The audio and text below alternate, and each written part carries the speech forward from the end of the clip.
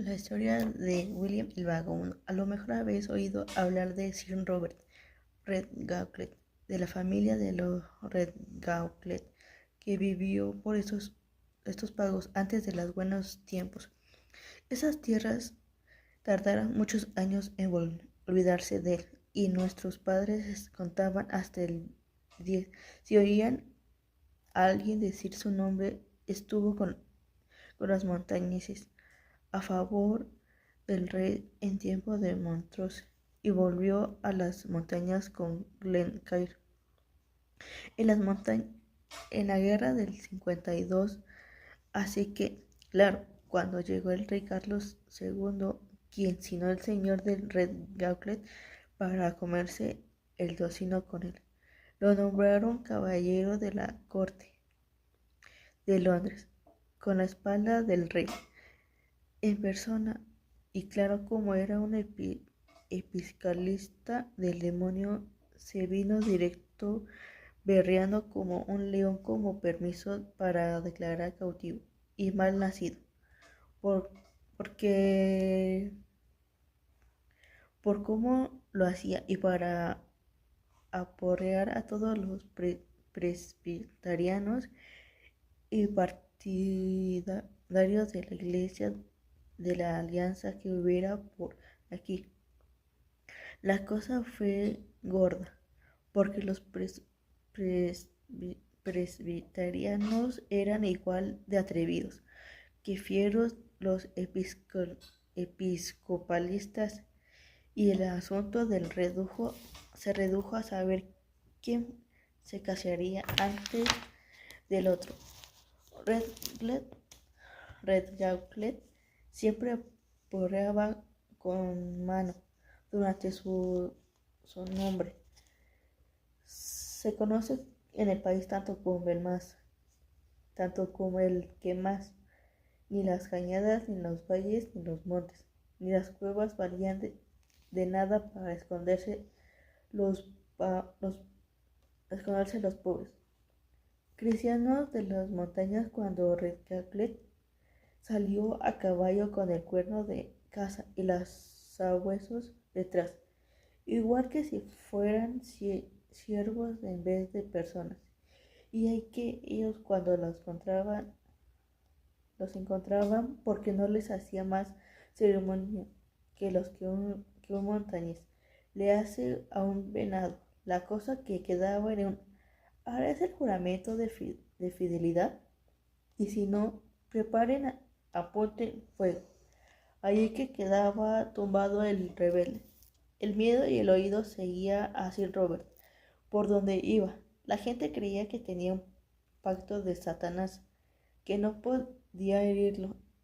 El acero y las balas rebotaban contra su cota de cuero, como si el granizo contra las piedras, que tenía una yegua que dejaba atrás a una cabra volando por un precipicio, y un montón de cosas más de lo que ya hablaremos después. La, la bendición más amable que le decía era: ojalá lo parte un rayo, pero era un mal amo para los suyos, y a sus arrendatarios les gustaba todo lo que un amo tenía que gustar. En cuanto a los criados y los soldados que salían a todo correr con, con él en las persecuciones, que es como a la presbiterianos llamaron aquel tiempo de matanzas. Si hubiera matado a un se hubieran matado a beber a su salud sin pararse a, a pensarlo siquiera. Bueno, pues tenéis que haber Bueno, pues teníais que saber que mi abuelo vivía en la sierra de Redgauntlet, y su cachito de tierra se llamaba Primrose, que no, güey.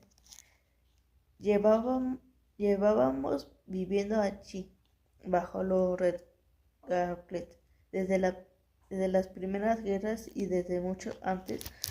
Todavía era un terrenito que estaba bien. Y sí, ¿queréis saberlo? Creo que el aire allí es más fresco y más limpio que en ninguna otra parte del país. Todo está vacío ahora. Hace 3 días estuvo sentado en el escalón roto de la entrada y me alegré de no poder ver el desastre que se había convertido por aquello. Sentado, no poder ver el desastre se había convertido todo aquello, pero me estoy yendo por las ramas. Allí no era donde vivía mi abuelo Stenie Stenson, un tipo anderín y estupendo de una juventud, que además tocaba, tocaba bien la gaita. Era famoso interpretando arcos y vías, y no había escoces que le hiciera sombra del hockey latino. Además tenía el mejor dedo para los bemoles entre Berkin y Carlisle. No era de la pasta con que se hacen las presbiterianos, así que hacía legitimista, que es como llamaban a los que ahora nosotros llamamos jacobitos, aunque solo fuera porque en algunos de los dos bandos había estar. Pero no les tenía ninguna manía a los presbiterianos y le gustaba muy poco ver correr la sangre, aunque como estaba obligado por las leyes feudales a seguir a Sir Robert en la casa y el acoso. La protección y la vigilancia vivió muchas maldades, incluso puede que hice alguna cuando no puedo evitarlo. Bueno, pues era una especie de protegida de un señor. Y claro, conocía a todos los del castillo porque lo llamaban muchas veces para que tocara la gaita. Cuando andaban de jarana, el viejo Dougal Macallum, el mayordomo que había seguía a Sir Robert en las duras y en las maduras, en lo bueno y en lo malo, en la riqueza y en la pobreza. Le gustaba especialmente la gaita y siempre tenía una buena palabra para mi abuelo delante del amo, porque Dougal tenía a su amo casi comía en su mano. Bueno, pues en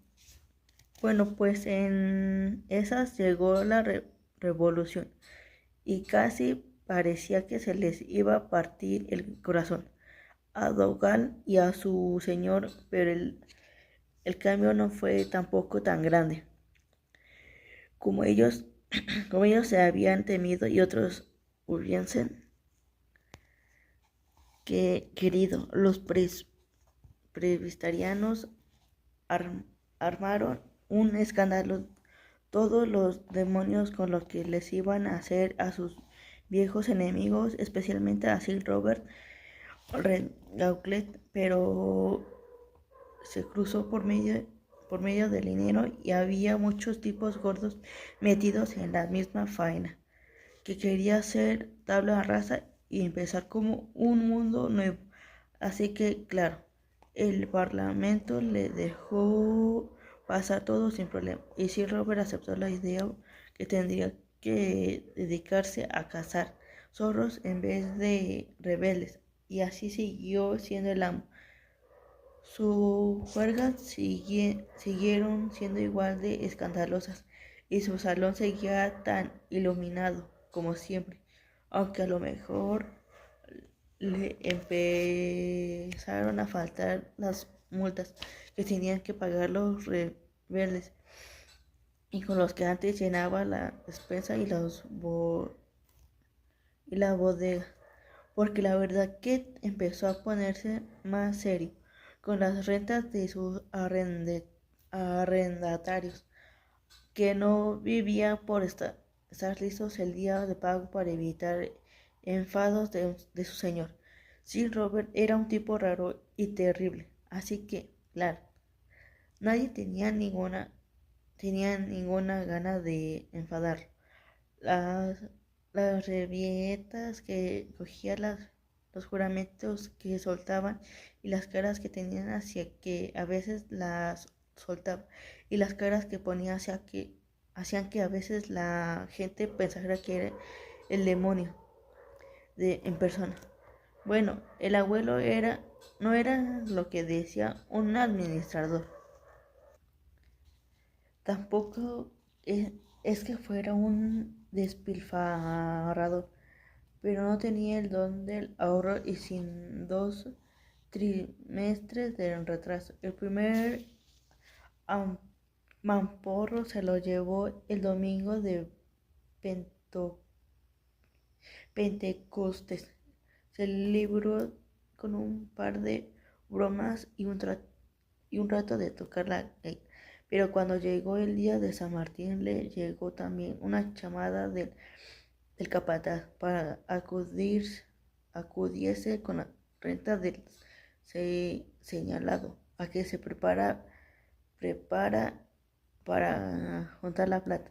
Pero tenía muchos amigos y acabó reunidos monedas de aquí a allá. 1000 marcos, la mayor parte se lo dio un zorro donde los haya. Laure, Laurie tenía un montón de tierras, podía cazar con perros y andar detrás de las libres. Además, era presbiteriano, episcopalista, santo, pecador. Según donde soplara el viento, era un sabio en este mundo de revoluciones, pero también le gustaba darse algún respiro y una buena tonada de gaita de vez en cuando, y sobre todo creía que tenía muchas garantías de recuperar la planta que le prestó a mi abuelo con el ganado de Primorse.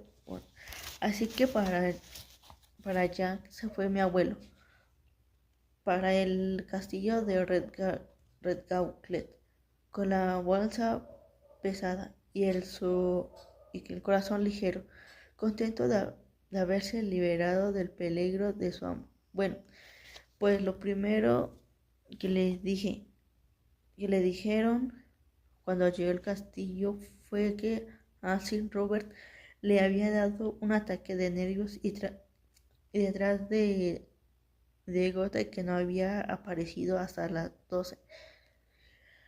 No había sido solo por las cosas del dinero, o eso creía. Había sido solo por Dougal, sino porque no le gustaba tener que echar a mi abuelo de aquellas tierras. Dougal se alegró de ver a Sten y lo llevó al gran salón del roble. Allí estaba el amo, a los que lo usaba más solo lo que la una menos menos per, menos porque tenía al lado a un mono grandísimo y bastante feo. Era uno de los animales de compañía preferidos. Una fiera corrupía, eso es era, de la que se dedicaban a jugar, más de una mala pasada. Nunca estaba contento y se enfadaba enseguida. Se tenía a correr por todo el castillo, porloteando y aullando, pellizcando y mordiendo a la gente, sobre todo si iba a cambiar el tiempo o se ave- ave- avecinaba alguna revolución. Si lo llamaban comandante Heer, por el brujo al que había quemado. Así que a nadie le gustaba ni el nombre ni las manías de aquel feo bicho. La mayoría pensaba que por algo sería lo del nombre, y mi abuelo no es que se quedara muy tranquilo. Cuando cerraron la puerta detrás suyo y se vio en una habitación solas con el amo, Dougal MacJohn y el mandante Hare, algo que nunca le había pasado antes.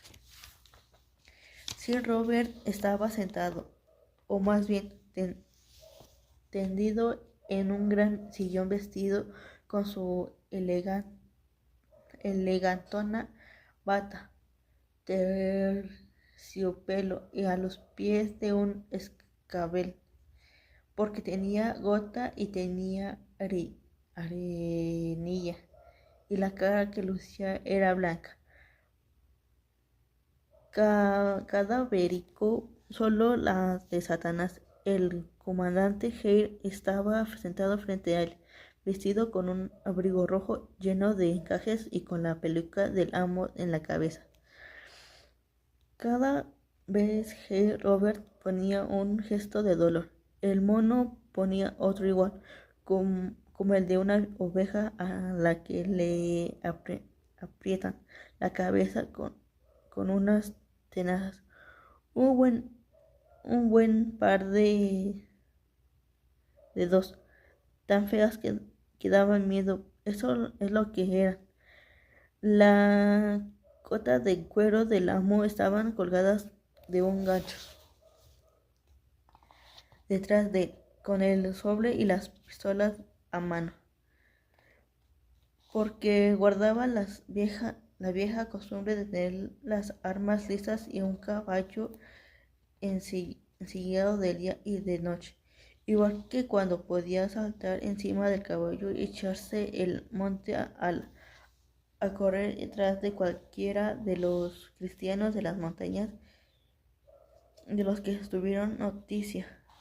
Lo sabía, que decían que era un miedo a que los presbiterianos vinieran a vengarse, pero a mí me parece que era solo por costumbre, porque él no era de los que tenían miedo a nada. A un lado estaba el libro de las rentas, con su tapa negra y sus cierres de cobre, y entre las hojas había colocado un libro de canciones profanas para poder abrirlo con la página que acusaba al padre de Primorso de estar atrasado en sus rentas y obligaciones. Sin Robert echó una mirada a mi abuelo, de esas que bastan para hacer que se le pare a uno de los el corazón. Sería bueno que supieseis que tenía una manera de bajar las cejas que hacía que a la gente le pareciera ver la marca visible de una herradura en la frente, bien abollada en medio, como si le hubieran metido un coso. No, no habrá venido del vacío, ¿verdad, mi alegre gaitero?, dijo Sir Robert.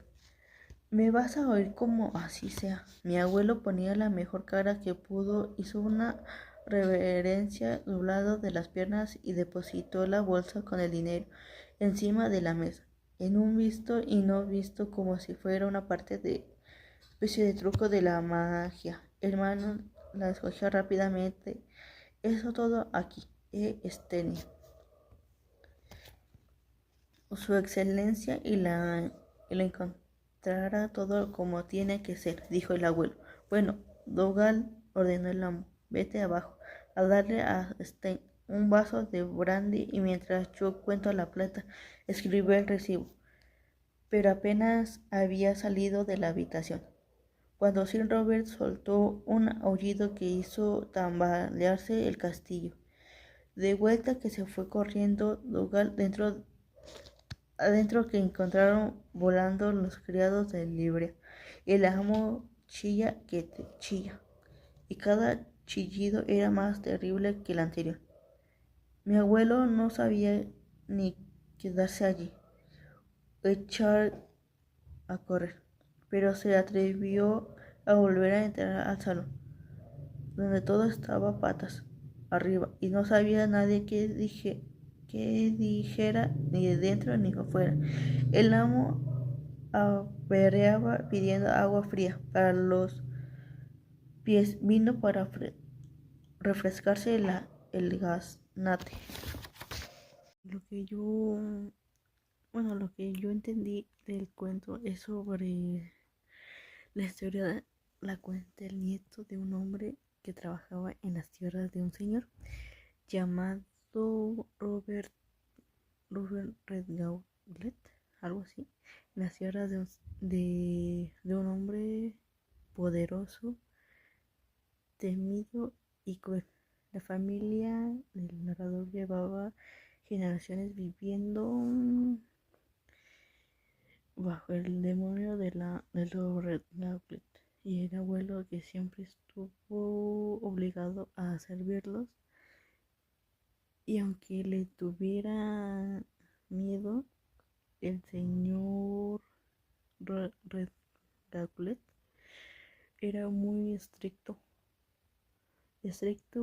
violento y tenía fama de meterse en asuntos oscuros que casi diabólicos, pero también formaba parte de un movimiento rebelde y siempre estaba rodeado de peligro y conflictos. Y también un día el abuelo fue llamado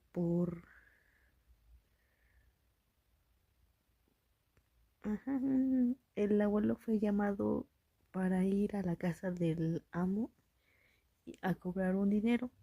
Y ya de ahí, cuando llegó, el ambiente de la casa se sentía como rara y pesada. El abuelo, muerto de miedo, intentó entrar, pero los ruidos lo paralizaban, que se sentía y el miedo que tenía del amo. Ya Sir necesitaba saber qué ocurría exactamente antes de la muerte de, de, de su padre. Por eso llamaba al abuelo y le pidió que le contara todo lo que le había pasado sobre su muerte, pero él contó todo lo que estaba pasando sobre la muerte y todo eso.